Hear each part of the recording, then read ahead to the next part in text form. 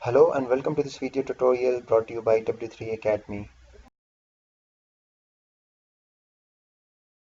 In this video I will show you that how can you turn off the autoplay features of videos on Facebook.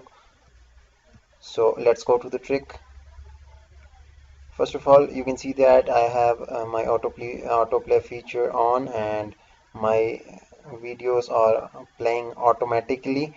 So I need to turn off this feature from the setting and go to settings from here, go to general setting, and from there go to video tab, this one,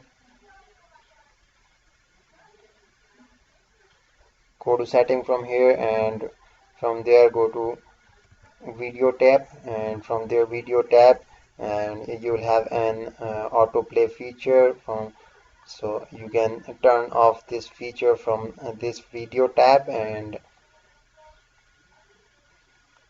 the videos will not play automatically after you turn off this feature from this video tab. And actually my internet is slow, sorry for that. And you can turn off this feature from this video tab.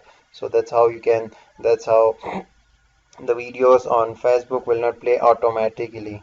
So that's all for this tutorial. If you haven't subscribed to my channel yet, then do it now, so you will get the best possible solutions to your technological problems in future.